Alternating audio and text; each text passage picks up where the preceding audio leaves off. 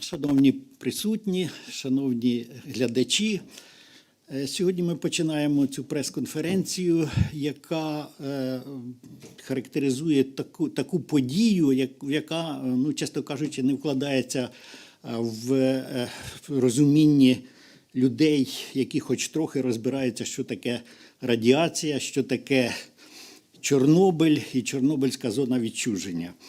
Я надам зараз слово генеральному директору Національного наукового центру радіаційної медицини нашої Національної академії медичних наук, професору академіку Базиці Дмитрію Анатолійовичу. Будь ласка, Дмитрій Анатолійович. Шановні колеги, ця війна показала з самого початку повне ігнорування правил радіаційної безпеки, які повинні зберігатися. Перш за все, ми стикнулися з цим на Запорізькій атомній станції, коли стрільба була проведена по реакторам. На щастя, все кінчилось, скажімо так, без великих наслідків. Точно така ж ситуація і в Харкові з джерелом нейтронів.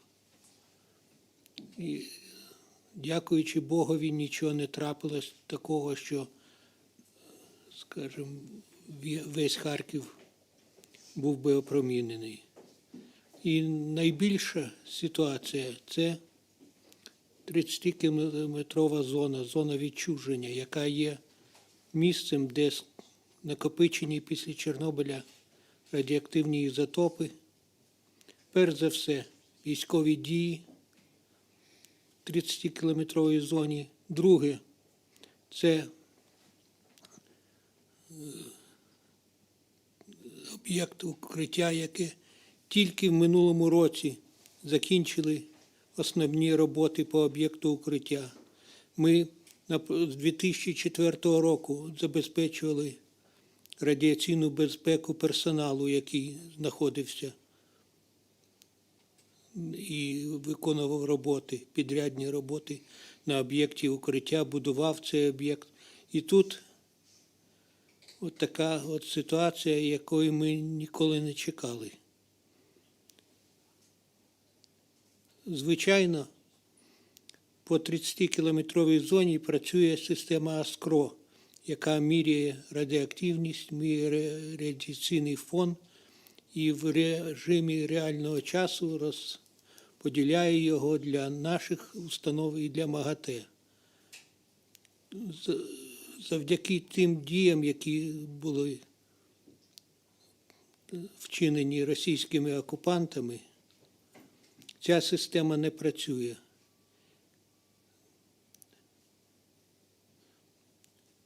Ті працівники, які перш за все в нас турбують, наші працівники, ті, які забезпечували роботу сховища ядерних відходів, ті, які забезпечили роботу об'єкту укриття і Чорнобильської АЕС.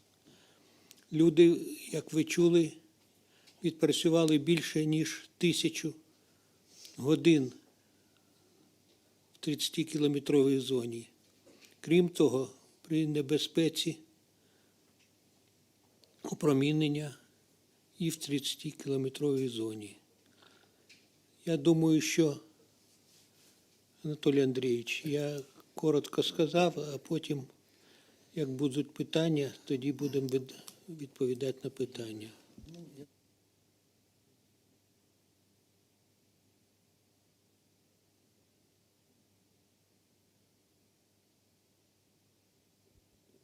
Олена Володимирівна, вона як фахівець з дозиметрії, дасть деякі пояснення в тому плані, в чому полягає небезпека перебування в 30-кілометровій зоні, особливо з порушенням цих елементарних правил поводження із на радіоактивно забрудненій місцевості. Будь ласка. Дуже дякую. Доброго дня всім. Я останні 20 з гаком років працюю в науковому національному центрі радіаційної медицини в лабораторії дозиметрії зовнішнього опромінення. І брала участь у кількох проєктах, які досліджували наслідки опромінення на здоров'я людини, а саме з точки зору дозиметрії. Що таке дозиметрія? Для того, щоб оцінити наслідки на здоров'я, нам необхідно знати величину дози опромінення, тобто якось оцінити кількість опромінення, яке людина отримала. Якщо ми не знатимемо цієї величини, ми просто не зможемо оцінити наслідки. І от наша лабораторія, я, зокрема, брала участь у оцінці доз ліквідаторів, тобто людей, учасників ліквідації наслідків Чорнобильської аварії, які були опромінені у 86-му і подальшому роках. Що я можу сказати зараз? Зараз, до цієї війни, ситуація в зоні відчуження і, власне, на станції була контрольована, тому що там, хоча, як ви знаєте, всі блоки, які працювали у 2000 році, були виведені з експлуатації, в зоні зберігаються залишки топлива з цих блоків, і всі роботи по підтримці роботи станції, її не можна просто так залишити все одно, треба, щоб якась кількість персоналу там знаходилась, але цей персонал і його опромінення дуже суворо контролюється. Дуже суворо контролюється от системою автоматичною, яку згадував Дмитрій Анатолійович, ситуація на території всієї зони, а на території промислового майданчика, тобто територія, де знаходяться корпуси атомної станції, ще більш суворо все це контролюється. Те, що відбулося, військові, які зайшли на територію станції, прибрали охорону і почали там якісь дії. От всі ці дії в нас, спеціалістів, які працюють з наслідками Чорнобильської аварії, визивали просто от такі квадратні очі і питання: для чого, на що це, що відбувається. Тобто інакше як ядерним тероризмом це назвати не можна. Люди, які там в останні 40 чи 30 днів знаходилися, явно не мали поняття, що таке радіація, з чим вони стикаються, або навмисно планували якийсь акт ядерного тероризму. Поки що я так от прокоментую. Я не знаю, можливо, у вас є більш детальні питання якісь. Добре, дуже дякую. Я хочу підтвердити ці слова, що сказала Олена Володимирівна. Дійсно, що невігластво повне, радіаційне. І викликає подив не тільки те, що, в принципі, там повинні бути якісь спеціальні знання, але ж, напевно, в них там були і підрозділи хімічної розвідки і так далі. Коли в рудому лісі, де тоненький шар чистої землі прикриває інтенсивно забруднений шар, причому забруднений довгоживучими радіонуклідами, особливо радіонуклідами стронцію, які навіть при попаданні невеличкої частинки стронцій дуже швидко осідає в кістках. І це вже на все життя. А раз ось людина, яка окопалася там, будемо говорити, вона отримує своє внутрішнє джерело опромінення. А внутрішнє джерело опромінення – це постійний, значить, вплив на кровотворення, це дуже ймовірний розвиток злоякісних пухлин. І не кажучи вже про те, що це внутрішнє опромінення полегшувалося тим, що брудні руки, пилюка, яка вдихається аерогенним шляхом. Значить, ці орки, які там сиділи, вони, в залежності від того, кому скільки попало, вони отримали свій подарунок з української землі. Це буде і погіршення загального стану, це буде і вплив на репродуктивну. Як ви знаєте, радіація впливає в першу чергу на ті клітини живого організму, які здатні швидко ділитися. А це клітини крові обов'язково, це клітини шлунково-кишкового тракту і статевої системи. Значить, на всі ці клітини буде вплив тою чи іншою мірою, в залежності від того, кому більше попало, але всім там доведеться. І не обов'язково, що це, звичайно, якби це був одномоментний вплив, так як це відбувається при радіаційних аваріях, наприклад, як було в Фукушімі чи в Чорнобилі, чи при вибуху атомної зброї, це одна картина, тоді швидко розвивається гостра променева хвороба. А тут повільне, постійне накопичення, але все ж таки вони місяць майже сиділи, так? То буде загострення тих хвороб, які, в принципі, характерні для людей. Ну, серцево-судинні захворювання, захворювання нервової системи. Але радіація має таку властивість просувати прискорене біологічне старіння. Тобто, якщо інфаркт міокарда десь зазвичай у популяції стає найбільш поширеним там 60 і більше років, то в таких людей він наступить на 5-10 років раніше. І так і інші захворювання. Звичайно, що і це вже доведено на досвіді нашому по роботі з ліквідаторами, що опромінення підвищує вірогідність, майже в 3 рази підвищує вірогідність розвитку лейкемії, такого злоякісного захворювання. Підвищується кількість так званих солідних пухлин, котрі інших тканин, ну, твердих тканин, будемо так говорити. Це і рак шлунку, рак легень і так далі. Коротше кажучи, нічого хорошого вони з цього не отримали. Більше того, на жаль, звичайно, вони ж розмазали цю радіацію, яку вони розкопали, яку вони перемололи гусеницями танків і повезли. Ну, більшість її, звичайно, на Білорусію пішло, але трошки попало і на нашу землю. Крім того, ви знаєте, що з Мозиря вони посилали посилки, а посилочки ті теж світяться, напевно. Так що побажаємо їм успіхів у цьому ділі. Дякую.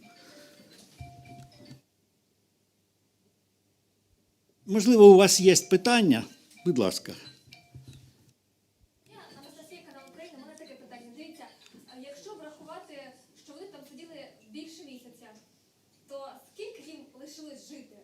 Ну, ми можемо сказати, що там вони набрали такої кількості радіації? Ви розумієте, ми все-таки фахівці і не можемо, наше завдання не просто, як кажуть, настращати, там, подати інформацію жахливу.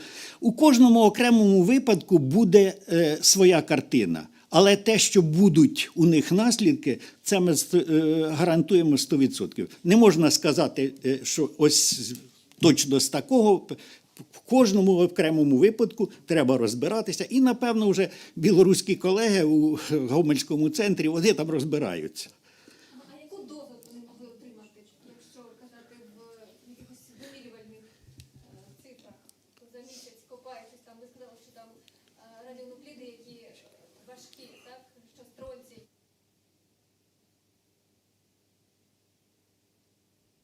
Якщо дозволите, я відповім. Ну, перше за все, я хочу сказати, що вчені, вони завжди сумніваються. Тобто я буду казати ну, те, що я знаю, з тієї інформації, що я знаю. На жаль, поки що нас, співробітників нашого центру, в саму зону і в те місце не рекомендують туди їхати. І цим займаються працівники енергоатома. Але з того, що працівники енергоатома показували у відео, от вчора буквально ролик був на CNN, який там фон в цих траншеях, окопах був. Я можу сказати, що гамма-фон не такий, щоб за 30 днів людина могла смертельну дозу набрати. Це дози досить помірні на рівні річної дози працівника атомної станції, будемо так казати. Але це за 30 днів отримано. По-друге, слід зазначити, що опромінення – це така річ, яка неоднозначно визиває наслідки на здоров'я. Тобто це імовірнісні процеси. Одна людина може отримати велику дозу і не захворіти, інша людина може отримати маленьку дозу і захворіти. Тобто тут обережно треба говорити. Але ще, тобто те, що я бачила, це лише гамма-фон, і доза від гамма-фона не дуже велика. Але що таке рудий ліс? Ви, напевно, я нагадаю трошечки. Це хвойний ліс сосновий, і хвойні дерева, вони дуже чутливі до радіації. Це ті дерева, які були опромінені в перші дні Чорнобильської аварії. В них засохли голки, вони рудими стали. От його прозивали рудим. Він був зрізаний, він був захоронений приблизно на глибині кілька метр, наприклад, під землею, засипаний землею, і зверху ще посаджені дерева, щоб цю землю не розносило вітром, водою і так далі, не розповсюджували ці забруднені дерева. Те, що зробили ці люди, якщо це дійсно було в родому лісі, вони розкопали це, якщо вони рили траншеї, вони докопалися до цих брудних шарів, де захоронені матеріали з радіонуклідами, і це зараз відкрито.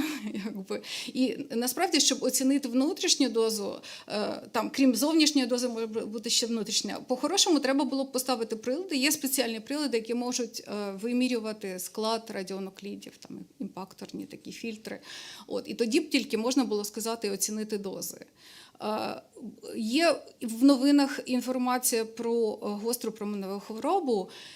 Чесно кажучи, я не можу експертно оцінити, звідки могли б бути такі дози саме з окопів Рудого лісу. Але слід зазначити, що в зоні ще є кілька наукових лабораторій. Там одна лабораторія – це аналітична лабораторія так званого державного спецпідприємства «Екоцентр», яка займалася аналізом радіоактивних відходів. І там були якісь джерела і розчини, стандарти, такі еталонні стандартні джерела і розчини, які дозволяли аналізувати радіохімічні досліди робити. От цю лабораторію, а також лабораторію іншого інституту проблем безпеки атомних станцій, в якій теж були, наприклад, зразки топлива, цього сплавленого топлива з 4-го реактора, або ще якісь зразки. Ці лабораторії були розграблені. По тим новинам, що я чула вчора-позавчора, реєстр цих джерел, який зберігався в лабораторіях, виявив, що більше сотні джерел з лабораторії зникло, і ми не знаємо, де вони знаходяться. І тут два варіанти. Або вони десь по дорозі їх кинули, або взяли з собою на сувеніри. І теж іде весь час якесь опромінення невідоме, знову ж таки. Тобто ефекти можуть бути дуже різні, від жодних ефектів до якихось, можливо, опіків. І якщо можна, я ще про один ефект хотіла сказати. Анатолій Андрійович казав про лейкемії, а ще абсолютно достовірний ефект від радіації, навіть в менших дозах, ніж від лейкемії, це помутніння кришталика, катаракти додаткові радіаційні, які виникають. Це абсолютно достовірно показаний ефект. Причому тут саме зовнішнє опромінення має значення для... гамма і бета-опромінення. Але, дози, які отримують зараз люди, які займаються цим ядерним тероризмом, ми оцінити одразу не можемо. Можемо тільки якісь експертні оцінки давати. Поки що я не розумію, звідки могли взятися повідомлення про гострі променеві хвороби. Треба шукати, що ще там порушене або... Просто було повідомлення про те, що двоє вже померли. Вони від Рудого лісу не могли померти, як наскільки зрозуміла? Знову скажу, що з того гамма-фону, який я бачила, не могли. про інші джерела я просто не можу сказати. Треба додаткові дослідження або інші. Давайте я додам пару слів на цю тему. Є зовнішнє опромінення, є внутрішнє опромінення. Зовнішнє опромінення в Рудому лісі було в 86-му році пів рентгена за годину. Таким чином, за добу людина отримувала 12-12,5 рентген. За 35 років, що пройшли, радіоактивний фон знизився за рахунок, перше, природного процесу розпаду радіонуклідів, це приблизно в 2-3 рази, а друге, за рахунок того, що мої колеги говорили, те, що дерева радіоактивні були захоронені. Таким чином, коли туристів возили в минулому році, позаминулому році, там фон був 2-3 рази більше за природний фон, таким чином він був абсолютно безпечний. Коли це все підняли, перше, пил, радіоактивна, скажімо так, доза опромінення від зовнішніх джерел, вона не така висока зараз. Зараз справа йде в основному про дози опромінення від інгаляції або вдихання радіонуклідів та, можливо, потрапляння радіонуклідів при їжі. Оце найбільш важливо. Причому є такі, як стронці радіонукліди, але є і дуже великий список радіонуклідів, які були викинуті внаслідок Чорнобилю, в тому складі америцій 241.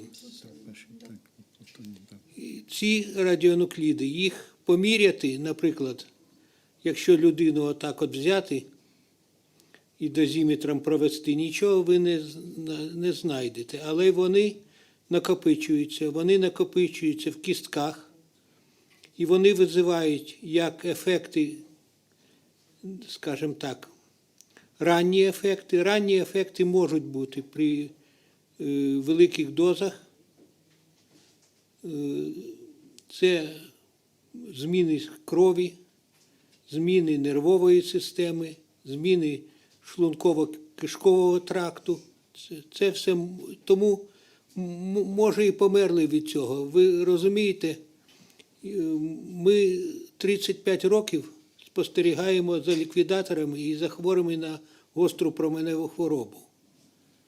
І кожний висновок, який ми робимо, він підтверджений даними і світових вчених і так далі. Тут ми можемо тільки як на кавовій гущі гадати, бо Гомельський інститут радіаційної медицини, він входить в спільну програму з московськими інститутами, і якихось даних звідти ми не отримуємо ніколи. Ми можемо тільки, скажімо так, вважати те, що ми знаємо, і застосовувати свої знання для того, щоб відповісти на ваші питання. Дякую. Якщо можна, я б ще додала, що в цій зоні в перші дні після аварії, може місяці, захоронення забрудненої техніки, якихось речей дуже з високим ступенем забруднення відбувалося трошки хаотично, нерегулярно, неконтрольовано. І забруднення зони, воно не однорідне, є дуже великі плями з досі дуже небезпечними рівнями опромінення. І ми не знаємо маршрути цих людей, де вони знаходилися. Тобто можна там 2 години постояти в дуже небезпечному місці і отримати велику дозу. Не обов'язково від окопів. І дійсно підтримую, що внутрішня доза може грати дуже велику роль. Будь ласка, ще питання. А скажіть, будь ласка, я можу вам зачитати офіційну позицію Енергоатома, а ви нам розшифрувати, що це означає? Тому що енергоатом дослівно каже, що показник зовнішнього опромінення гамма-фон в місцях заміру становив 3,2-4 мікрозівертрів на годину, що у 10-15 разів перевищує норму. І що один із показників, що формує внутрішнє опромінення, які отримали окупанти від поверхні ґрунту, бета-забруднення у місцях заміру становив по 90, що у 160 разів більше норми. За такими показниками, що з тими людьми, які там місяць перебували з такими цифрами, може бути? Я розумію, як вас може трішечки дратувати такі питання, але ви просто, знаєте,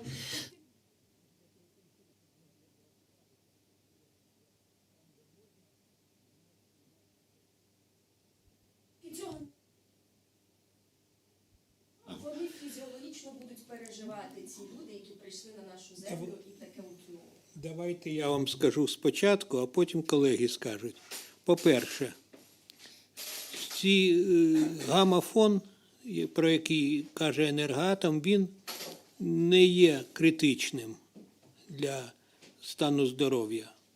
Бета-опромінення важливіше, воно викликає негативні наслідки. А крім того, є ще альфа-опромінення, про яке ми говорили, це плутоній і оці трансуранові елементи, які теж попадають, які, скажімо, важливі для того, щоб для стану здоров'я.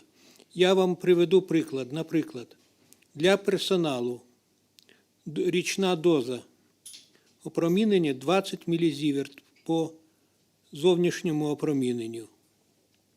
По внутрішньому опроміненню 1 мілізіверт. Таким чином, для персоналу вважається доза вище 1 мілізіверта вже, скажімо так, небезпечною. Але є військові нормативи. Я думаю, що керівництво оцих от солдатів, які там це творили, воно застосовувало військові нормативи, які є 25 рентген на людину, і за ці 25 рентген він повинен виконувати свою військову завдання на протязі 3 днів, не більше. Так, скажімо, написано в уставах їхніх. Тому дуже можливо, що, скажімо, керувалися тими установами, тими статутами, які розроблені для військових Російської Федерації.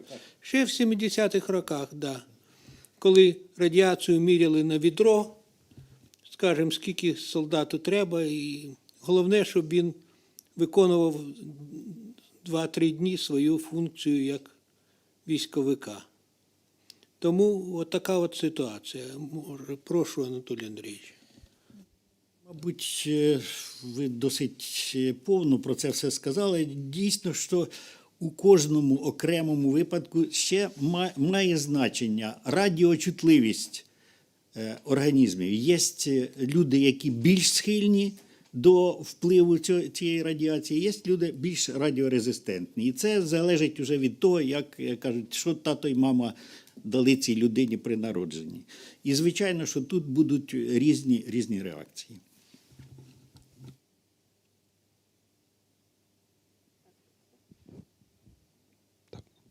Працює. Дмитро Дідура, телеканал «Еспресо». Дивіться, наскільки я знаю з курсу базової фізики та хімії, метал більш всмоктує в себе радіацію і створює як такий великий радіаційний фон. Наприклад, окупанти були дуже довго в БТРах, танках, вони залізні, повністю залізні. Радіація, вони проїхались по родому лісу, дуже багато зібрали радіації на себе і залишились сидіти, наприклад, в танках. В танки залізні впитали в себе радіацію вдвічі більшу. Ми знаємо, що там автомати вони теж залізні, вони теж дуже гарно радіацію. Ми бачили фотокартку, де їх сухпайки і поряд з ними дозиметр, який зашкалює. Що може бути, якщо от окупанти знаходились дуже довго в залізних предметах, носили з собою і їли ту їжу, яка була вже опромінена. Ну, ми можемо сказати, що дійсно навіть досвід того ж самого Чорнобиля, ви бачили свого часу, які там поля оцієї техніки з наведеною радіацією були, і частину з неї довелося захоронювати і так далі.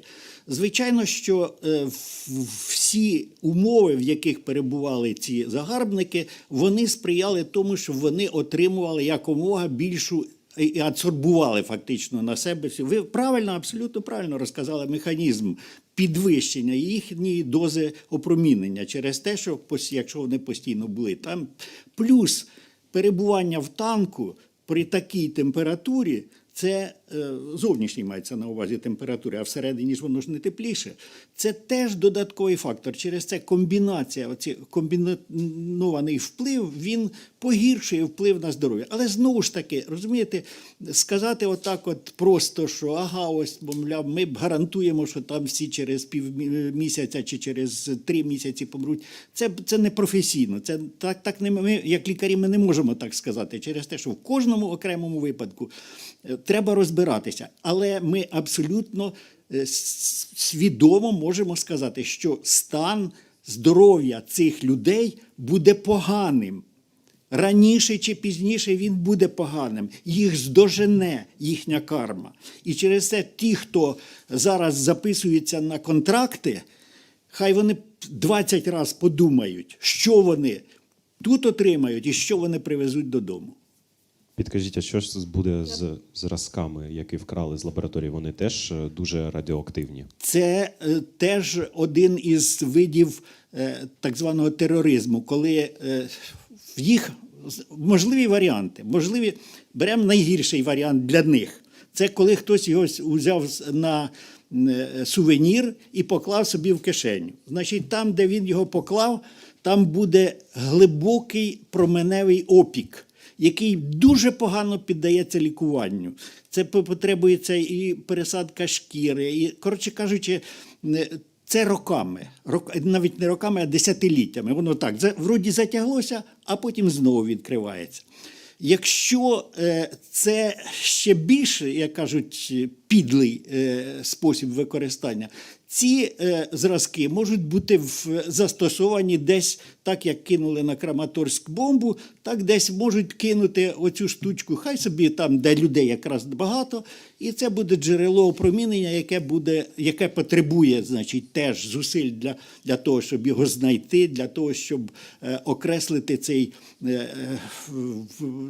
периметр, де найбільше люди будуть опромінюватися і так далі. Знову ж таки, для того, щоб паніку навести. Це основна мета радіаційного тероризму – це посіяти паніку. Ну і третє, це просто, що їх десь взяли, викинули, і так само, як десь свого часу там губилися інші джерела іонізуючих випромінювань, які потім знаходилися в будівельних конструкціях і так далі. Ось так. Якщо можна, я хотіла б трошечки прокоментувати ще, що все залежить від джерел, тобто є, от як сьогодні вже згадувалось, альфа, бета і гамма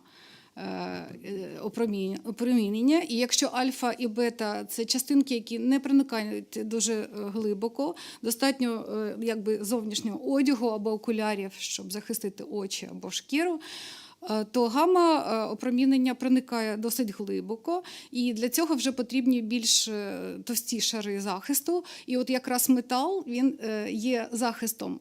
Не даремно ж лікарі використовують просвинцевані фартухи, або ми будуємо якісь бункери з бетону і зі свинцю. Тобто метал якраз захищає від гамма-радіації. Якщо ви знаходитесь в танку, то ви ззовні до вас в рази менше потрапляє, якщо взагалі потрапляє. А от радіоактивний пил, всі частинки, які є в землі, що вони там приносять на своєму взутті, на одязі і не скидаючи його носять або заносять в приміщення і не відбувається прибирання цього всього. Звісно, підвищує фон і опромінення тривало таке відбувається. У мене якраз питання до вас, пані Олено. Скажіть, будь ласка, чи загрожує Києву перекопування рудого лісу? Чи може піднятися через це радіаційний фон в столиці? І якщо, не дай Боже, щось станеться з Чорнобильською АЕС, чи готовий Київ до радіаційної небезпеки? Чи є в нас якісь сповіщення для того, щоб захистити населення? Ну, давайте. Шановні колеги, рудий ліс – це 10 тисяч квадратних метрів, на яких було захоронено дерева радіоактивні. Крім того, є дитятки, де техніка стоїть, є Буряківка, є інші місця в 30-кілометровій зоні, де могильники є і тому подібне. В чому, якщо ми розбираємося, скажімо так, з Чорнобилем, яка основна була перша проблема з Чорнобилем? І коли був вибух реактору, виділився радіоактивний йод, який піднявся і включився в щитоподібну залозу у населення багатьох країн, в тому числі до Франції, Швеції, не кажучи про. Зараз цього радіоактивного йоду нема. Зараз радіоактивне паливо, яке спечено в конгломерати на самому блоці. Крім того, є можливість потрапляння в навколишнє середовище трансуранових елементів. Але вони важкі. Вченими проведено моделювання, воно до Києва ніколи не доходить. Бо воно випаде все в 10-кілометровій зоні. Це показано і минулими нашими. В минулому році, якщо пам'ятаєте, були пожежі в 30-кілометровій зоні. В 20-му, так. І теж до Києва практично радіоактивний фон в Києві не змінився. Хоча там воно піднімалось, дерева горіли, і там воно і впадало, бо це важкі елементи, які не розносяться, як правило, набагато більше проблем створюють, якщо щось буде з Запорізькою станцією. Ми проводили моделювання, наш відділ дозиметрії, ще покійний професор Ліхтарьов. Це дійсно дуже велика проблема. Працюючі станції – це, скажімо так, якщо з ними поводитись не так, як треба, це об'єкт ядерного тероризму і це, скажімо, велика і медична, і радіаційна проблема.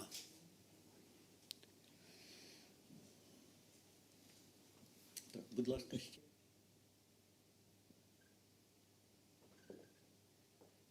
Я би ще хотіла уточнити щодо вкрадених джерел з лабораторії. Скажіть, будь ласка, чи відомо вам бодай орієнтовно, скільки саме зразків вкрали, чого саме, в чому ці зразки були, в колбах, в контейнерах, і їх, очевидно ж, крали не хіміки, а військові, чи може звичайна людина без профільної освіти знати і розуміти, як саме поводитися з цими джерелами? Дякую. Ну, це було повідомлення. Я в Ютубі бачив цю інформацію. Значить, зразки, стандарти цих радіоактивних речовин були в флакончиках, приблизно таких, як пеніцилін, там і інші антибіотики. І два зразки в вигляді таких таблеток, металевих таблеток, тільки капсуль. Скільки, ну я Тоді я просто не звернув уваги, скільки їх там по кількості, але там десь є, мабуть, до десятка, а може й більше. Ні. Чи більше? Я А, бачила ні, повідомлення співробітників енергоатому, вони казали про щось 133 чи щось Щось таке. так. Ну, Але значно. ми не можемо це коментувати, тому що Це не наша сфера, Не ви маємо розумієте. інформації просто. Це краще звернутися до енергоатому, які вже там побували і бачили цей реєстр джерел. А що в тих зразках бодай приблизно? І чи може звичайна людина без хімічної чи якоїсь профільної освіти знати, як ними поводитися? Не може. Не може. Звичайно, не може. Це абсолютно специфічна освіта повинна бути, специфічне поводження з ними і використання. Так що це просто, якщо людина, яка абсолютно не має ніякого поняття про радіацію, бере ці речі, це біда. І відомо з літератури, що отакі саме моменти, коли знаходили джерела іонізуючого випромінення, як найчастіше це були цезієві компоненти. І от сунув в кишеню і все, тоді в кишені вже буде там на тому місці така дірка, що не позаздриш. Відомо також у Грузії була на полігоні військовому Ліло було загублено цезієвий елемент російською армією, яка там була, і потім ці грузинські солдати вкривалися шинеллю, в якій було це джерело. І в залежності від того, хто більше під цією шинеллю пролежав, більше були. Вони до сих пір страждають від цих опіків, променевих опіків, які дуже погано заживають. Вони лікувалися і в Франції, були запити і до нас. Так що це дуже серйозна проблема. Будь ласка, ще вклалися в час, який нам відпущено. Сталося ідеально. Так. Тоді дякуємо глядачам. У нас дуже багато було переглядів. Подякуйте глядачам. Ми дякуємо вам за те, що ви вислухали наші, як кажуть, думки, наші розуміння проблеми, і вважаємо, що, я думаю, що якщо будуть якісь питання, в нас є сайт Національного наукового центру радіаційної медицини, туди можна звернутися, ми постараємося вже в деталях, там є теж тими знаннями, які у нас є, ми можемо поділитися. Дякуємо дуже вам за увагу. І я хотів би додати практичну пораду. Шановні колеги, шановні люди, якщо ви бачите якийсь підозрілий предмет, не беріть його. Це не обов'язково може бути міна, це може бути і джерело радіоактивного забруднення. Думайте перед тим, як щось робити. Бо ці солдати, які були, про яких каже Анатолій Андрійович, вони зібрали це все. Таких дуже багато є прикладів. В Бразилії таке було. Люди побачили джерела, а вони нічим вони не відрізняються від інших деталей машин. Беруть, хватають і потім отримують проблеми для здоров'я і себе, і своїх близьких. Дякую. Дуже вдячна за запитання і за цікавість до проблеми.